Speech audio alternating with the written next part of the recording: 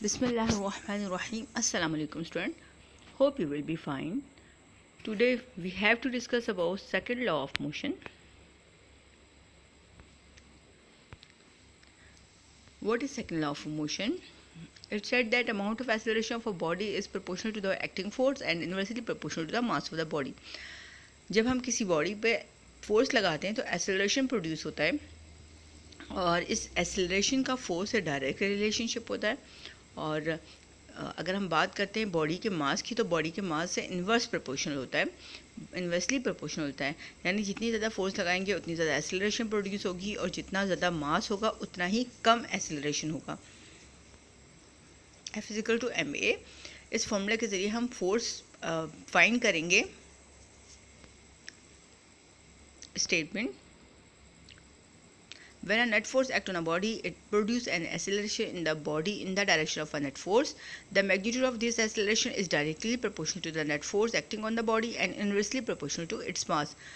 जब हम किसी बॉडी पे नेट फोर्स अप्लाई करते हैं, net force is the sum of all forces.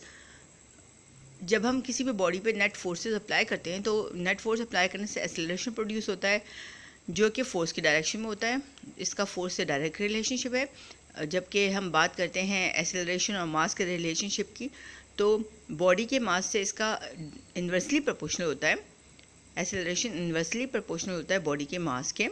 तो जैसे कि अभी हमने डिस्कस किया, जितना ज़्यादा फोर्स होगी उतनी ज़्यादा एक्सेलरेशन होगी, लेकिन जितना ज़्यादा मास होगा उतनी ही कम आपके पास उतनी ज़्यादा बॉडी का मास जितना ज़्यादा होगा उतना ही कम आपके पास एक्सेलरेशन होगा, क्योंकि इनका आपस में इन्वर्सली प्रोपोर्शनल का रिलेशनशिप है। यानी एक चीज़ बढ़ाने से दूसरी चीज़ कम हो जाती है और जब कोई दूसरी चीज़ बढ़ाते हैं तो पहली वाली चीज़ हमारे पास ज़्यादा हो जाती है। तो इन्वर्स प्रोपोर्शन है, एक चीज़ बढ़ाने से दूसरी चीज़ खुद ब खुद कम हो जाती है। F = ma। The more force the more acceleration. जितनी ज़्यादा फोर्स होगी उतनी ज़्यादा एक्सेलरेशन होगी। Newton second law formula. अब हम फार्मूला डिस्कस कर लेते हैं कि किस तरह फार्मूला हम ड्राइव कर सकते हैं मैथमेटिकली, किस तरह से इसको रिप्रेजेंट किया जा सकता है in the form of formula. The magnitude of this acceleration is directly proportional to the net force acting on the body. If a force produce an acceleration and in a body of mass m, then we can state mathematically that as a directly proportional to f। यहाँ पर हम अभी फ़िलहाल discuss करेंगे acceleration और force का relationship. जैसे कि हमने डिस्कस किया था कि नेट फोर्स का एक्सेलरेशन से डायरेक्ट रिलेशनशिप है, तो यहाँ पर इस रिलेशनशिप को हमें मैथमेटिकली एक्सप्रेस करने के लिए सिंबल्स का सहारा लेना पड़ता है।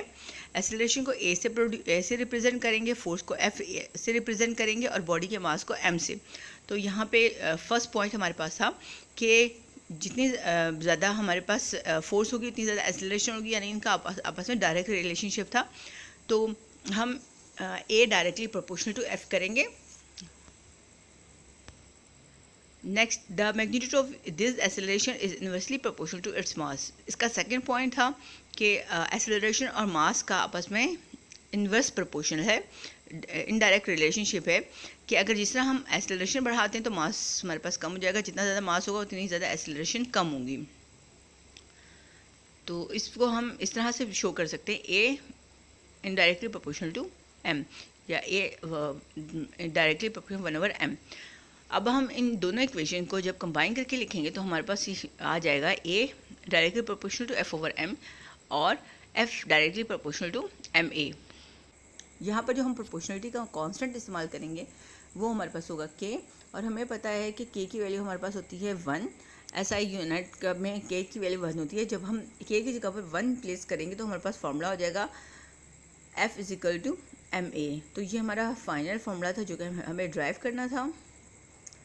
Newton second law: if you apply more force to object और any body it accelerate at a high rate. जितनी ज़्यादा फोर्स लगाएंगे उतनी ही ज़्यादा एक्सेलरेशन प्रोड्यूस होगी। जैसे कि यहाँ पर पिक्चर्स में आपको शो किया जा रहा है, जितना ज़्यादा हम फोर्स कम लगाएंगे उतनी कम एक्सेलरेशन होगी और जितनी ज़्यादा फोर्स लगाएंगे उतनी ही ज़्यादा एक्सेलरेशन प्रोड्यूस होगी। Example of second law of motion. Riding your bicycle is a good example of this law of motion at work. Your bicycle is the mass, your leg muscles pushing on the pedal of your bicycle is force. अगर हम example की बात करें तो हमारी riding, bicycle की riding जो है बेहतरीन एग्जाम्पल है। बाइसिकल मास है, जबकि लेग मसल से पुश करते हैं पेडल्स को, तो ये हमारी फोर्स हो गई। सेकेंड लॉ ऑफ मोशन की मज़ीद एग्जाम्पल्स डिस्कस करते हैं। If you use the same force to push a truck in a car, the car will have more acceleration than the truck because the car has less mass.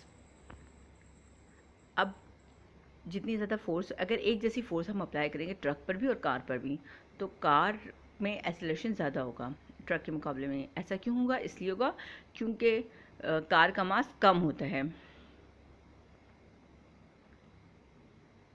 Second example of second law of Newton, मज़ीद examples discuss कर लेते हैं। It is easier to push an empty cart than a full one because the full shopping cart has more mass than the empty one. This means that more force is required to push the shopping cart. अगर हम shopping cart की बात करते हैं, shopping cart, empty shopping cart, खाली को जो shopping cart होता है उसको हमें मूव करना ज़्यादा आसान होता है भरे हुए शॉपिंग कार्ट के मुकाबले में। उसकी वजह क्या होती है कि जो भरे हुए शॉपिंग कार्ट होता है उसका मास बहुत ज़्यादा होता है, तो हमें क्या करना पड़ेगा, उसके लिए बहुत ज़्यादा हमें फोर्स लगानी पड़ेगी। समरी, अब अपने लेक्चर को समराइज कर लेते हैं। आज हमने क्या स्टडी किया? Newton second law of motion, an object affected by net force will accelerate in the direction of the force. Example, if an object like a ball is kicked forward it will move faster in a forward direction. Second law में हमने discuss किया कि net force accelerate कर देती है, acceleration produce करती है force की डायरेक्शन में, और अगर हम किसी बॉल को किक करते हैं फॉरवर्ड डायरेक्शन में तो वो फॉरवर्ड डायरेक्शन में बहुत तेज़ी से मूव करेगी। A net force is defined as the sum of all forces acting on an object. Net force क्या होती है? तमाम जो फोर्सेज अप्लाई हो रही होती हैं किसी भी ऑब्जेक्ट पर, उसका सम होती हैं, मजमू होती हैं। The second law of motion states that the acceleration of a body is dependent on the mass and force acting on the body. यहाँ पर हमने पढ़ा कि एक्सेलरेशन जो है डिपेंडेंट होता है मास पर और फोर्स पर, दो बॉडी चीज़ों पर होता है। The force is the product of mass and acceleration according to second law. Second law में हमने पढ़ा कि F = ma फॉर्मूला है।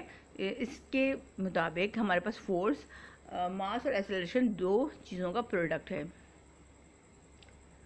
ओके स्टूडेंट्स, अब समराइज़ कर लेते हैं। अब तक हम दो लॉ पढ़ चुके हैं। फर्स्ट लॉ में हमने डिस्कस किया, an object is in motion tends to stay in motion and an object at rest tend to stay at rest unless acted upon by an unbalance force.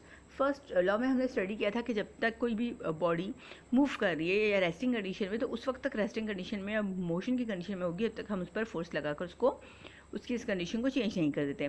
Second law, force equal mass time acceleration, F = ma।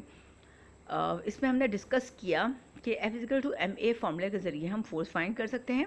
इसमें हमने force के साथ मास और force के साथ acceleration का relationship को discover किया, रिलेशनशिप को हमने डिस्कस किया था। Okay student, hope you will be understand to the lecture clearly. इंशाल्लाह ताला नेक्स्ट वीडियो में हम थर्ड लॉ ऑफ मोशन को डिस्कस करेंगे। Okay students, please like, subscribe and share this channel. Okay, Allah Hafiz.